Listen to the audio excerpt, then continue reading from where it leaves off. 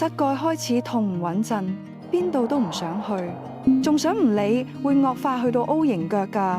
O 型腳即係膝骨性關節炎，係一種動態疾病。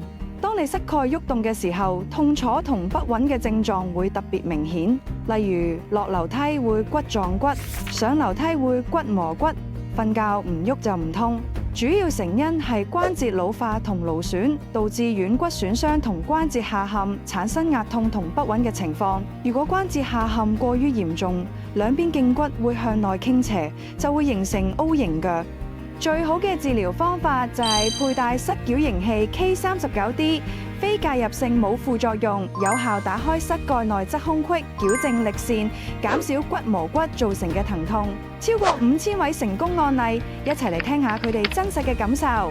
一試就覺得好 OK 啦，跟住一路咁戴咗2年咧，而家覺得咧直情行路就唔痛啦，即係戴起上嚟咧好有信心啦，可以行耐啲，上樓梯又得嚇，甚至可以行快都得。改變好好多，起碼我而家就算我喺屋企唔帶呢個架，我都行到。以前咧，如果唔帶呢個架咧，我要扶住啲嘢嚟行先行到，每行一步都痛嘅。咁我而家就算我唔帶呢個架咧，我行都唔會痛咯。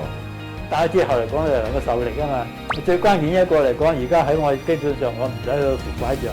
戴咗之後咧，就行遠好多啦，啲信心咪強咗啦。